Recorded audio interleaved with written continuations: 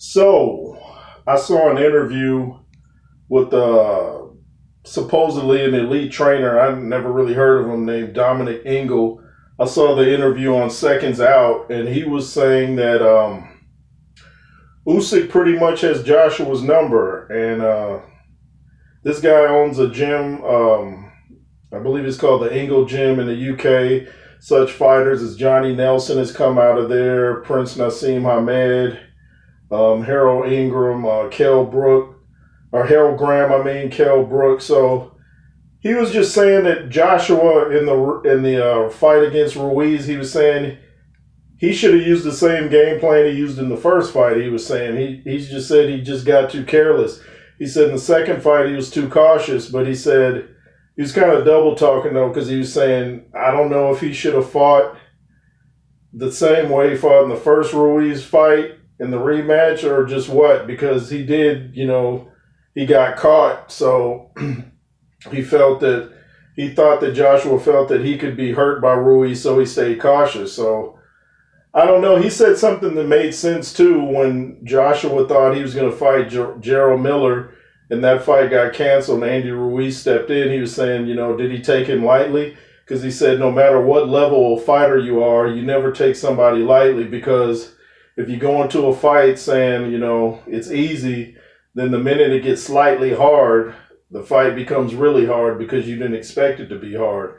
So you have to, and that makes a lot of sense. If you go on the fight like, hey, this could be a real tough match. If you go in the fight like that, then you won't be overwhelmed with whatever comes your way. So that made sense.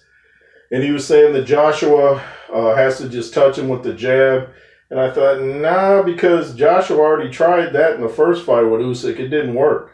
He said he has to jump on him then for the first 5 rounds. And if that doesn't happen, then he doesn't really know what he could do. He said Usyk just kind of has his number. And I don't know about all that, but he had some interesting takes. It was on Seconds Out on YouTube.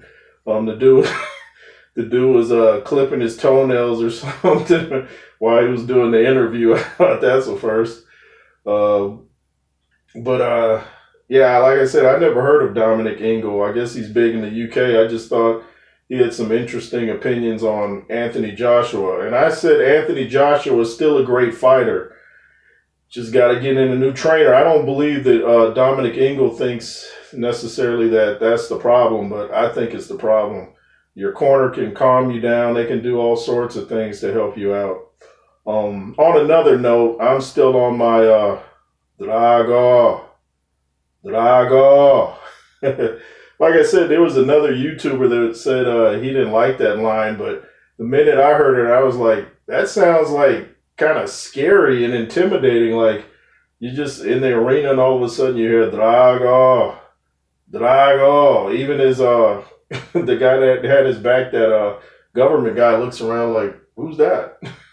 So I like that part. But I was gonna ask, did you guys see the question and answer portion Stallone gave before the director's cut? Like, I went to the theater like right near 8 because I thought, oh, they're gonna have like 30 or 15 minutes worth of preview. So I thought I'll come in late. Glad I didn't, because the movie started right at 8. So did they show the question and answer part like at 7:30 or 7? Because I missed it. I caught a little of it on YouTube, but I didn't see it the night of the premiere at the theater since it was just in there for one night. And someone had commented, I had noticed in the press conference with Creed and Drago that Stallone took out that famous line where Creed said, I've retired more men than Social Security. And I commented on another page, I said maybe Stallone took that out because he's at the Social Security age now where he could collect and it's not funny anymore. He's like, nah, maybe he's like, that's not funny anymore since I can get Social Security.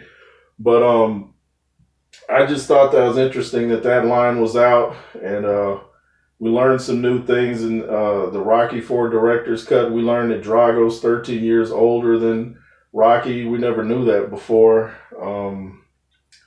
Let's see what else.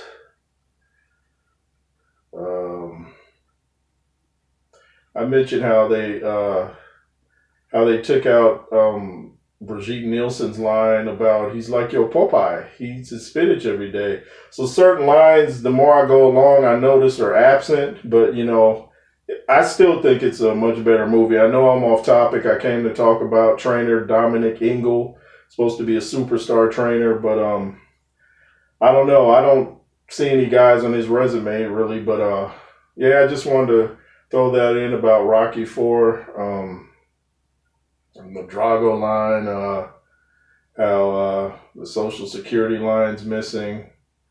What else was there? I feel like I'm missing something else.